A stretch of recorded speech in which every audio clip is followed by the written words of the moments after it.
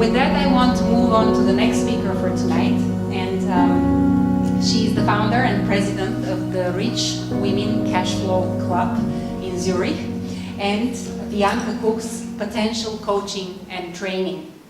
With her business background and education in sales, training, and personal development with the notorious Tony Robbins and JT Fox, Bianca is passionate today to help women to grow their money mindset, monetize their talents, and fulfill their potential.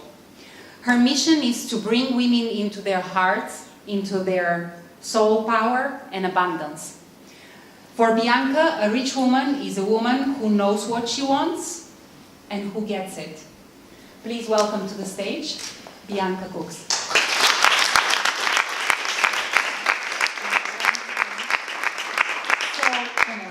Sorry, apologies, I'm going to skip the question about why you're here. I'm just going to jump on the question.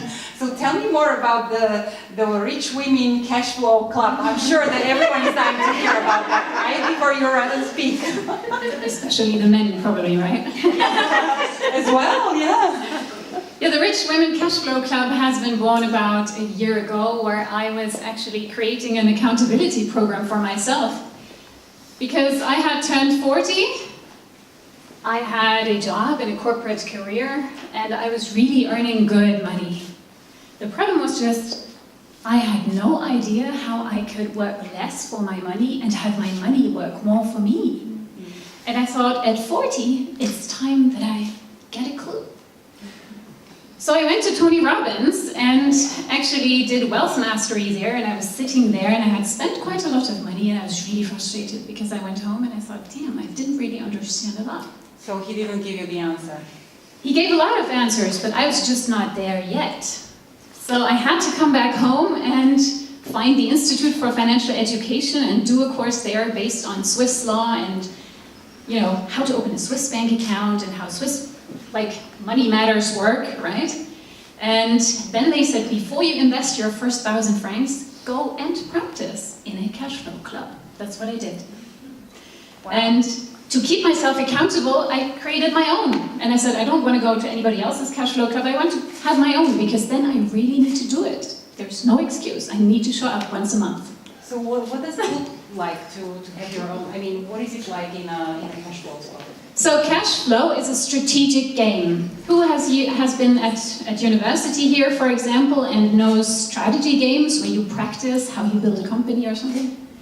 So it's a strategy game where you really learn how to invest. You have a little mouse that runs around in the rat race and wants to get into the dream round. So the rat race is actually life. You have a salary day, you have opportunities, you have the market coming in, you have unemployment field, and you have a baby field.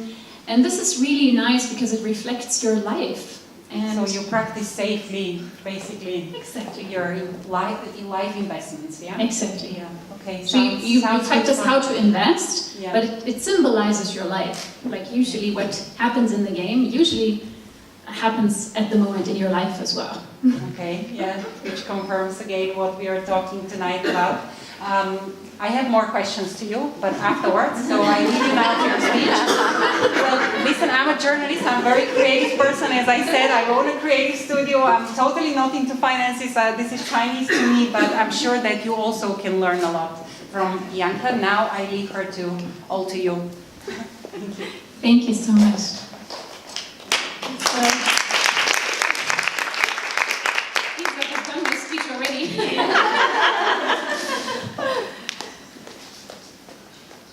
I grew up in a small family. We were all women. My grandmother, my mother, and myself. The only male in our family was my dog, Wurzel. He was a dachshund. And my horse, which came later. But other than that, I was really always in a female environment. And this is why it's an honor to speak here tonight at her voice. Because one of the things that I have been told in my family all the time is, your voice is just too squeaky, too high. Get a voice training so you can learn how to speak in a really deep way. And until today, I'm 41 now, I have not yet seen a voice trainer. And still, I can be here today and share my voice with you. Thank you for listening. And I have decided to share a story from my life, and actually from my corporate life, because I think everyone knows it, that we are bored in our jobs, that we don't really know, what am I actually doing here? I'm coming here to work to get money, but what is the reason why that I'm here? And for me, I was always really driven by the question, what's next?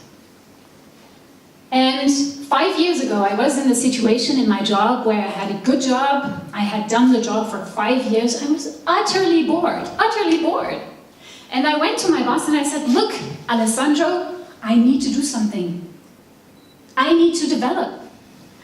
And I got to travel with my ex-boyfriend at that time from Mexico to Bolivia. And we did lots of things and it was all about actually really extending my comfort zone, doing things, because I'm a very scared person. I'm afraid of a lot of things, and it was always about really pushing our boundaries. So we learned how to dive. I couldn't sleep the night before, so I went diving without sleep and without breakfast.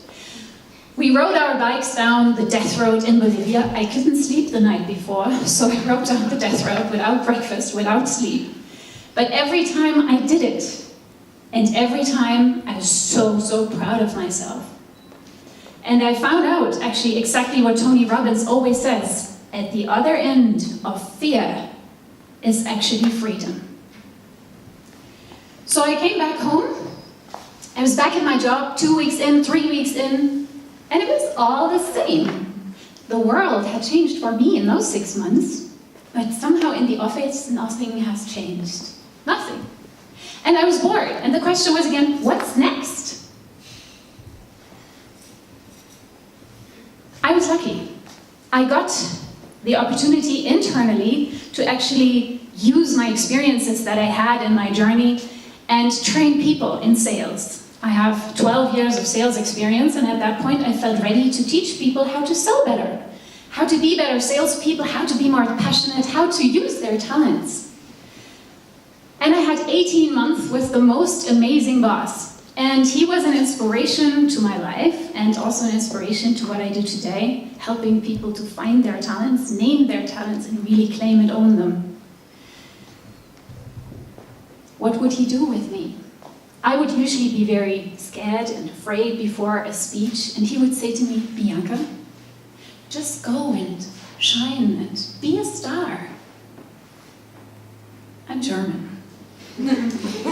So when you say stuff like that to me, I go like, all right. He was American. So for him it was more normal. Then I went home and I told my girlfriends, and I was like, look, my boss today, he said to me, just go and shine and be a star. And they would say like, wow, I want to shine and be a star. I'd be like, well, seems to be a cool boss. And he did other things. He let me feel that really the talents that I have are great. He would not say, look, this is not really well done, you need to do this better. But he said, wow, well done. If you do this and this additionally, it will be even greater. And it made me feel so good. We called him the Roy. His name was Roy. But we called him the Roy, the boss. And I have a question to you. Who is the Roy for you? Do you have someone in your life who inspires your talent? Who inspires you to live your talent and dare to speak up? Let your voice be heard. Whatever talent you have, it's worth it.